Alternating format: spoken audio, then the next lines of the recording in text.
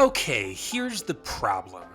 There hasn't been a mainline Rayman game in 7.5 years, since 2013's Rayman Legends, which is one of my all-time favorite games, and one of the greatest platformers ever created.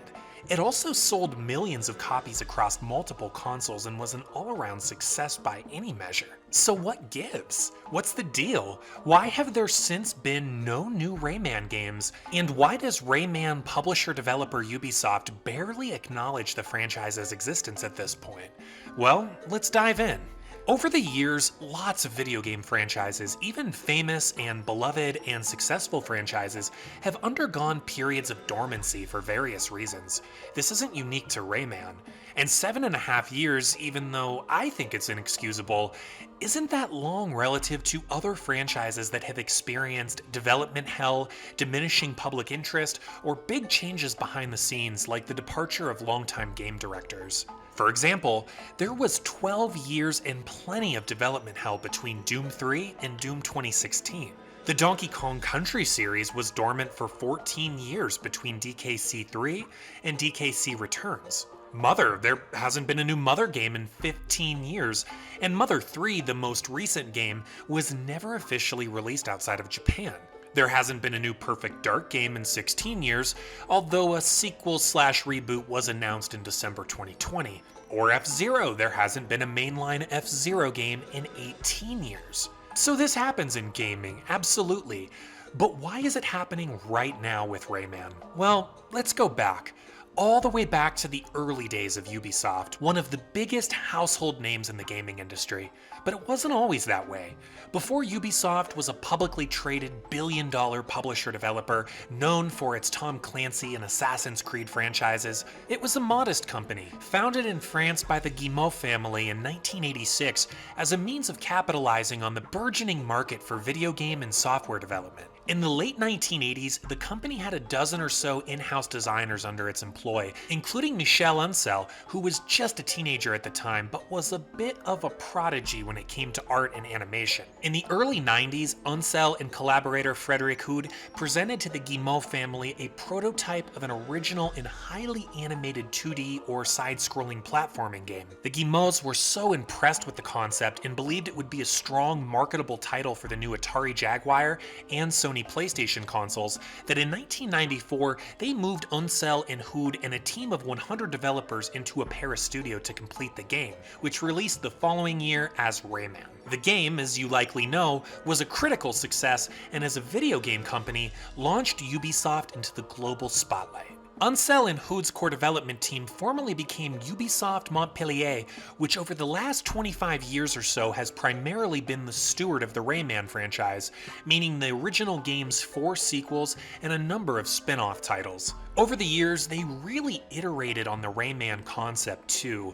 1999's Rayman 2, which was my first Rayman game and still one that I have a real soft spot for, was a 3D platformer, capitalizing on the 3D platforming trend of the day. 2003's Rayman 3 was also a 3D platformer, but marked a pretty big departure for the series in terms of gameplay, and to date it's the only mainline Rayman game that was not directed by Ancel. After an 8-year gap, Rayman returned in 2011 with Rayman Origins, a return to roots game that really set a new standard for the franchise. This fast and fun platformer took Rayman back to side-scrolling but with very refined gameplay.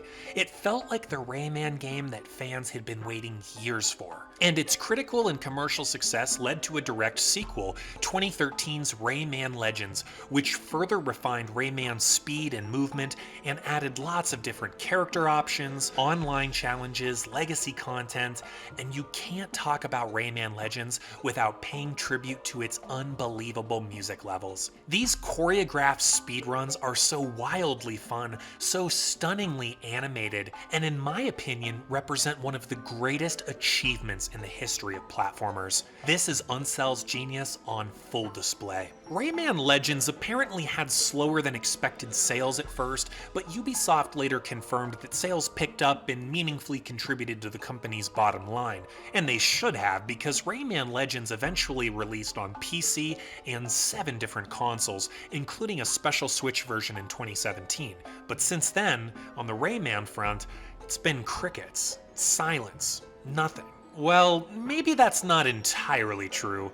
There's been some developments, they just haven't been good developments as far as Rayman fans are concerned. You really get the sense that in recent years, Ubisoft has become too big and bloated for its own good. The company has seemingly gotten richer and richer as a result of its business strategy to pump out annual entries and tired franchises, totally oversaturating the market with formulaic open-world sequels that often lack the charm that popularized these franchises in the first place. I haven't played a Far Cry game since 2014's Far Cry 4, and I haven't played an Assassin's Creed game since 2017's AC Origins. In both cases, I was drawn to these games less for their gameplay and more for their locations. I wanted to explore the Himalayas in Far Cry 4 and ancient Egypt in AC Origins, and I had a pretty good time in both instances, but haven't felt motivated to dive back into these series since. Because I feel that Ubisoft is no longer innovating. They're just mass producing the same games with different coats of paint year after year. And if there are any changes, it's in the increasing number of microtransactions and gated content that's baked into these games. That stuff feels dirty and anti-consumer-like, and I don't want to support it. I also had a good time with Tom Clancy's Ghost Recon Wildlands in 2017, you know, in the kind of way that you have fun eating junk food, like a whole bag of Doritos in one sitting. It's fun while it lasts, it's fun until it's not. With Wildlands though, I did like the game's aesthetics, world map, character and weapon customization, but was pretty disappointed with the lack of innovation in its 2019 sequel, Ghost Recon Breakpoint. In my opinion, Breakpoint wasn't even more of the same. It was less. The game had more microtransactions, more gated content, a generic, uninteresting world map, and a ton of game-breaking bugs, as it was clearly released in an unfinished state, an all too familiar problem with online live service, pay us now and we'll fix it later games. And here's the kicker, Ubisoft Montpellier contributed to Breakpoint. That's right, while Rayman was being downgraded to throwaway mobile games, the team responsible for Rayman Legends was being reassigned to feed the Tom Clancy machine. And of course, the toughest pill to swallow, the fact that Ancel himself left Ubisoft and the video game industry entirely, according to a September 2020 Instagram post. In the post, which seemed to have come out of nowhere, Ancel said, quote, "After more than 30 years, I've decided to stop working on video games and fully focus on my second passion, wildlife. My new project takes place in the real world and consists in a wildlife open sanctuary dedicated to education, nature lovers, and wild animals." End quote. Well, okay. At the end of this post, Ancel claimed that progress within Ubisoft was still being made on Beyond Good and Evil 2, a long-anticipated sequel to Ancel's 2003 one-off action-adventure game that was originally announced at E3 2017. He also claimed progress was still being made on Wild, an open-world survival game that is apparently being produced by Wild Sheep Studio, an indie studio that Ancel founded in 2014, but again, there's not a lot to show for it. Both of these projects have been incredibly slow going, and I have to wonder about their viability at this point.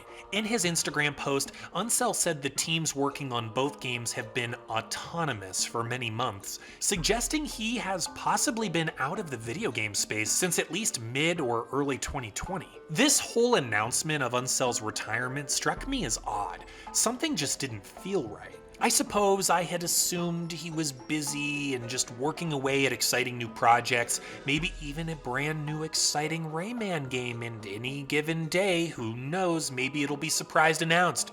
So this sudden retirement served as a kind of weird bookend to the last 6 or 7 years for Ancel. His only known projects have clearly been living in development hell, and his post didn't even mention Rayman, his most notable contribution to the industry, this beloved mascot character that he created over 25 years ago.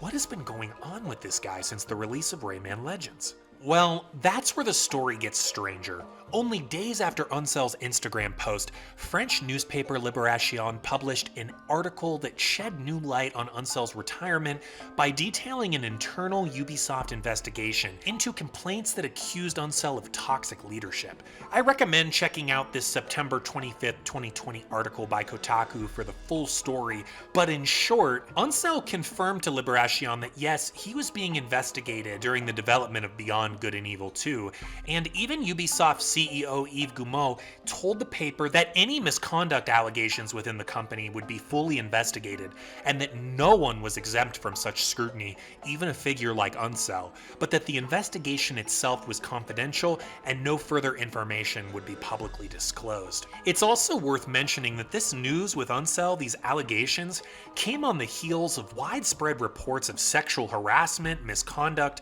and generally abusive behavior by certain employees at the company, including its chief creative officer. Ubisoft went so far as to recruit outside firms to investigate these allegations, and many employees left or were terminated from the company as a result. The Libération report went on to suggest that Beyond Good and Evil 2 had been in development hell because of Ancel, because of his demeanor, because he was allegedly so difficult to work with that it was necessary for Ubisoft to bring other intermediary managers onto the development team to limit the number of people who had to directly interact with Ancel. Yikes.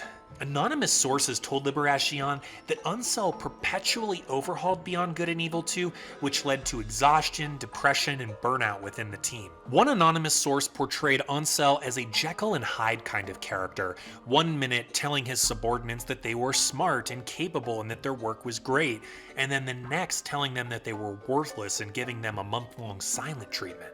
Ancel told Libération he was unaware people were so upset and unhappy, but also indicated that he believes burnout is inevitable with any big ambitious project, which kind of makes it sound like he did know there was a problem. I don't know. He also told the paper he left the company on his own accord, and his only regret is that he didn't finish Beyond Good and Evil 2 sooner. But shortly after the publication of the Libération article, Ancel took to Instagram again and called the article fake news. He said, quote, "Take few people with rage and jealousy and let them speak in the name of hundreds. Publish the news fast so that it combines with sexual harassment and other news at Ubisoft. Is this serious? Is this what you expect from a national newspaper? I will fight for the truth because such accusations are a shame. I worked hard on every of my projects and always had respect for the teams. The accusations are wrong." And then he expanded on these thoughts in a September 27th post that read, quote, "I left video games because I was exhausted. This is not a way for me to escape any responsibilities. Like many other people, I participate to the independent investigation because I still believe in truth and justice." End quote. Wow, that's a lot to unpack. And I think you can draw your own conclusions about what was going on behind the scenes with Ancel and Ubisoft Montpellier. But here's my 2 cents. I think Beyond Good and Evil 2 was intended to be Ancel and the Montpellier studio's next big game after Rayman Legends. And given that the game was announced at E3 2017, I bet it was expected to have been released by now, maybe in 2019 or 2020. And perhaps after that, Ancel and the team would have been onto something new, like another Rayman game. That would have made sense. It's not unusual to see a studio flip-flop between franchises. Look at Bethesda Game Studios over the last 15 years. They did The Elder Scrolls 4, then Fallout 3, then The Elder Scrolls 5, then Fallout 4.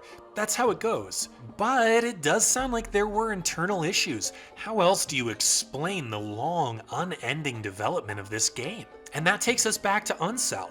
I mean, look, he's the leader. He's the creative visionary. He has to set the tone. He has to take care of his people.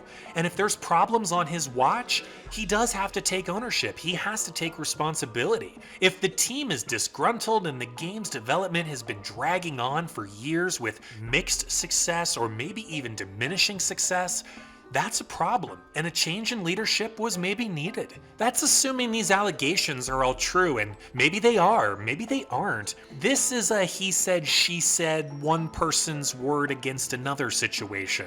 But again, I go back to Ancel. He's a famous, respected leader in the video game industry. If his team is unhappy and struggling to develop their project, that reflects on him. My estimation of Ancel is that yes, he's a creative genius.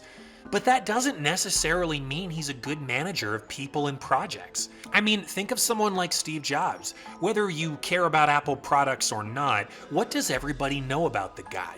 Yeah, he was a creative genius, but he was also intense. You might have not wanted him in your life or have not wanted to work for him because of his abrasive personality, which has been well documented in books and film.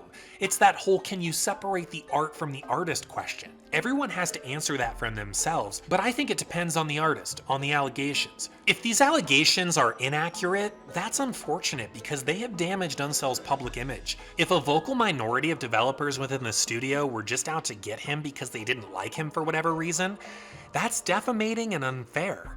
But if the allegations are accurate, Ancel was clearly in the wrong and clearly lacking any kind of effective leadership presence.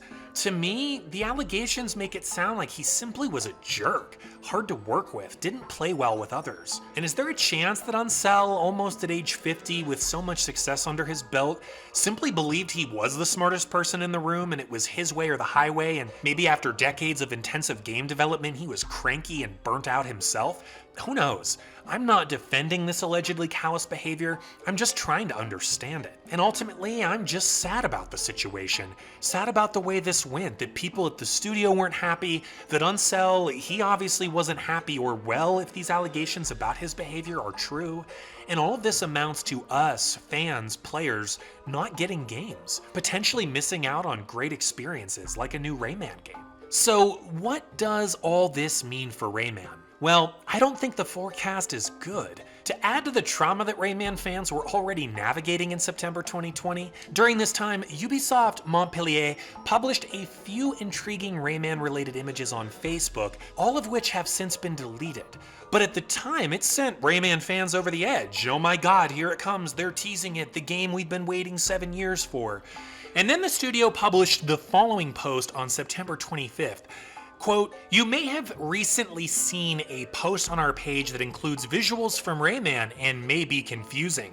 We would like to apologize for this misunderstanding. On the other hand, we are working on many other great games and projects and/or events concerning the studio's games. Stay connected, we'll let you know." End quote.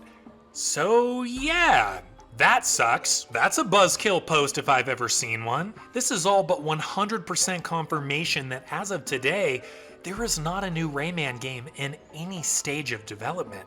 And with Ancel out, the company would have to find a new director for such a project anyway. There's no obvious captain to steer the Rayman ship now.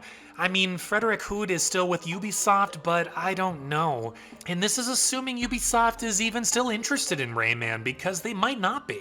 Maybe Rayman was Ancel's thing, and now the franchise doesn't really fit in with Ubisoft's overall strategy and vision. But if they wanted to do a new game, I think they'd be best off bringing in someone new, a la Hugo Martin at id Software. Martin was an outsider with no real ties to John Carmack, John Romero, and the founding fathers of Doom. But look at the job he's done with the last 2 Doom games. Look at the way he has pushed that franchise forward while still showing great respect for its history. Or take Shigeru Miyamoto, the creator of Mario, Zelda, Donkey Kong. It's not like he directed Super Mario Odyssey or Breath of the Wild or Tropical Freeze, and those are all excellent games. So it can be done. Just because Ancel isn't at Ubisoft doesn't mean that another great Rayman game can never exist. I just don't think it's coming anytime soon. Like, I think we can bet our money that we're going at least a decade, maybe longer, maybe 12 or 15 years or something without a new mainline Rayman game.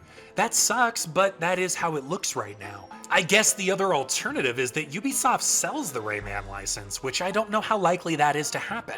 Rayman is unique in that it's always been a cross-platform series from the very beginning. Rayman has always released on a variety of platforms. I don't know, would Nintendo buy Rayman? Would Sony? Someone else? It's a hard call. You could sort of make a case for Nintendo. Rayman Legends was originally meant to be a Wii U launch title. It got a special Switch version. Ubisoft Milan developed an and released the excellent Mario plus Rabbids Kingdom Battle in 2017. And then you have Nintendo's history with platforming games. But I just did a video not that long ago in which I criticized how long it takes Nintendo to produce quality entries in its many beloved franchises. So would Nintendo be the best steward of Rayman? It's all a guessing game. But in the end, I go back to Ubisoft. This little limbless guy played such an important role in making Ubisoft the giant rich company that it is today. And it's such a shame that it feels like they don't even care. Is Yves Guillemot's memory that short? Are his coffers that full? His priorities that twisted? I think the answer is sadly yes. I mean, good grief, on an investor call in February 2021, Ubisoft's CFO said he anticipates the company will focus less on AAA releases and moving forward more on mobile and freemium games. That's a bad sign of where this company and the industry at large is headed. That's why my respect these days lies with so few developers, From Software and Naughty Dog to name a couple. I don't think many of the big players are motivated by gameplay and artistry anymore. I think they're motivated by money. I think they've become so rich and complacent that they forgot why they got into this interactive art form in the first place. And unfortunately, this doesn't bode well for our little pal Rayman. I genuinely believe that with the right marketing campaign, a fast-paced and lovingly animated Rayman game with new gameplay mechanics and a 4K 60 FPS presentation, I genuinely believe it would be a commercial success. I do. It's just a question of who's going to devote the necessary resources to such a project. Because I don't know that Yves Guillemot and the other Ubisoft executives will. I don't know that they get it. That's why the most recent Rayman release, 2019's Rayman Mini, was just that, Mini, a forgettable, free-to-play Apple Arcade phone game. What's Vito Corleone's famous line from Godfather 1? Look how they massacred my boy. If Ubisoft had any respect for this franchise that played such a key role in making them what they are today, they'd not only be developing the new console game I just described, but they'd also be lobbying Nintendo and Masahiro Sakurai to include Rayman as a DLC fighter in Super Smash Bros. Ultimate. And if they're not up to the task, collect another paycheck and sell this franchise to somebody who is. Those are my feelings. And for the time being, we're just gonna have to keep enjoying the great games that do exist. Rayman Legends isn't going anywhere, and it's as good today as it was 7 years ago. It's fun, it's challenging, it's hilarious, it's timeless. I know I said earlier that it's one of the greatest platforming games of all time, but hell, it might be the very best in my book. Sure, there's platforming games that were more influential or important over the course of video game history, but pound for pound, Rayman Legends may just be the pinnacle. So hey, I know this was a big fat discussion and it's ending on a bit of a sad note, so if you need to, go run Glue Glue a couple times. Doctor's orders, I guarantee it'll cheer you right up. But otherwise, that's it from me. Thanks for sticking with me through this broad discussion of Rayman and Ubisoft and the state of video games as a whole. I'd love to know what you think. How long will we have to wait for another Rayman game? What do you want that game to be like? Do you think it'll happen at Ubisoft, or is there a chance the Rayman license is sold off to someone else? And what about Michel Ancel? What do you make of this controversy? And do you believe a great Rayman game can still be made without his involvement? Thanks again for watching, and I'll catch you next time.